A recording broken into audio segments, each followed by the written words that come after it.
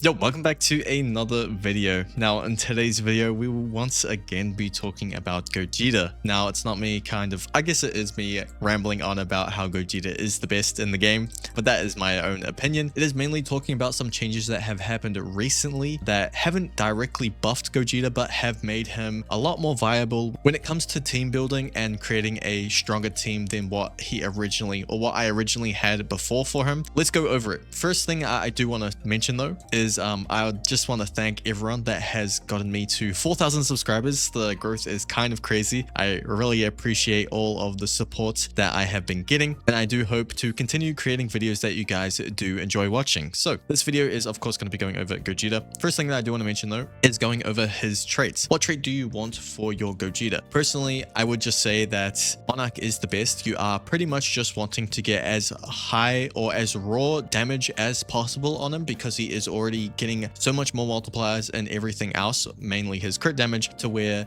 he will scale the hardest off giving him just raw damage alone once you do have that other high crit damage from another unit or two. The second best trait that I would say for him is ethereal. This is because it is just giving more raw damage over Deadeye, which is giving more crit damage, which Gogetas can't actually benefit from taking more crit damage from one another. They are already getting crit capped taken from each other, so that doesn't really matter. So it's only a 50% damage buff to the crit damage, which you already have a bunch alone anyway, so it's not really adding as much damage as if you were to add 20% damage to your damage stat alone. I don't really want to get too deep into it, but like, you have so much damage in a single multiplier already that adding a small damage buff to a separate multiplier would make it overall bigger, significant change than if you were to add like a big lump to an already existing huge multiplier, if that makes sense. If you do want to look at all the DPSs and everything for all of those traits and everything, I do have a video on screen right now. It is McReaper's video. He goes over every single trait for Gogeta and figures out which one is the best to use for him. I have it on the screen right now, and it is also going to be in the description of this video. But yeah, that is pretty much the trait for Gogeta. I would personally just go with Monarch because it is the most cost reliant. It is because it is the most cost effective. It is only 85k to max him out. It's like 86k to place him down and max him out, but to get him to already good damage, just 86k, which is really good. Going over the main changes that were made recently, there was one that was made like a week ago, and then there was one that was made available or happened like yesterday or the day before. They did not mention this, but it is to do with Piccolo. This is the first change. Piccolo is now counted as a fused unit, which is really nice. This happened like a week ago. I just never mentioned it because I was waiting on something else, which happened recently. But Piccolo is a 4 placement unit. Him being a fused unit is great because with the crit cap, this means that these 4 placements alone is a 2x crit damage buff for our Gogeta, which is really nice. The second thing is around Chilai. So Chilai, initially when a unit critted, she would buff the crit damage by the amount that she specifies. Now this used to be an invisible buff, so Gogeta could not benefit from it, but now if we go ahead and look at this one, you can see this is a visual buff. So now his crit damage is 1.77 times, meaning that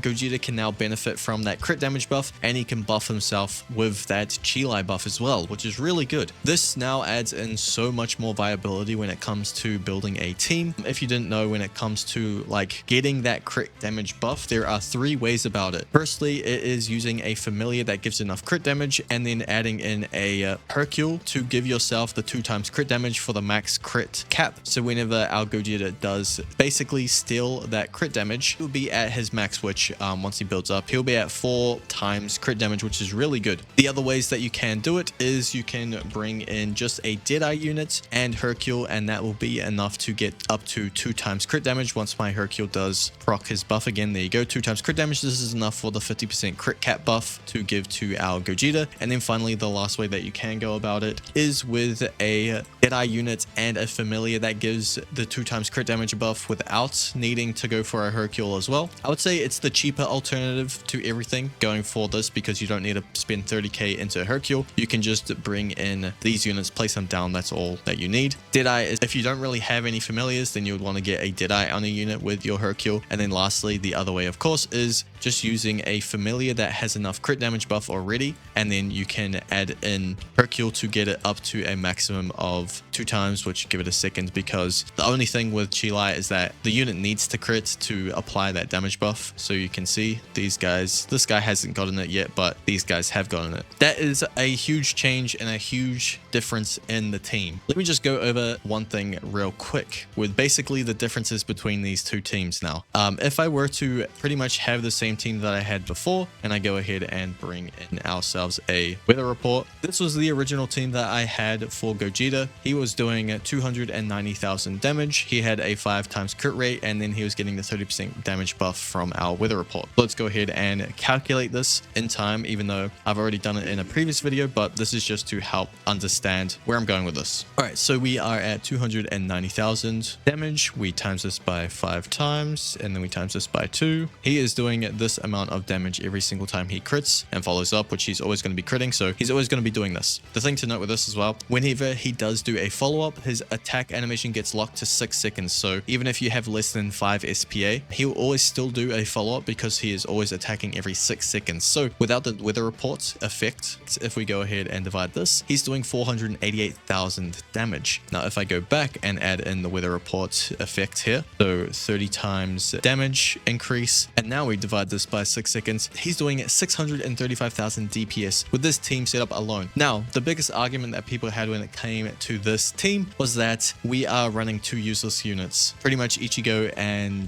Goku. Even though they are providing him with a 3 times crit damage multiplier, people were still considering him useless. But what we can do is, with the new Piccolo change, making him a fusion unit, we can scale this team even crazier than before, because we can now add in units, or we have more available slots, mainly 1, but if we don't want to use weather report, we can use a separate unit. Now with this setup now, we have another available slot that we can use, and a simple solution and a unit that we can bring along. People might think, oh, let's bring in Smith, but we could just bring in an already cracked unit in the game, and that is Griffith. 1,000 to place down. He'll do so much damage. Let me quickly get him to his light form so you guys don't have to wait through this. And now with this setup, if I just replace our Gogeta, we can see he's getting that 40% damage buff from our Griffith. Now we get a 33% damage buff from our Hercule. We have the 2 times crit damage coming from our Piccolo, and then we have a 30% more damage from our bubbled effect from our weather report. Now we can go ahead and see what the DPS is looking like now with this team setup. Now you can't really argue the fact that we are running 2 useless units, because we have now a already amazing unit Griffith in our team now. So let's go ahead and do this. 377,000 damage, times this by 4 times, we times this by 2. So he's doing 3 million damage every single time he does an attack and follows up. If there's a bubbled effect happening, this goes up to 3.9 million, and then we divide this by 6. He's doing 662,000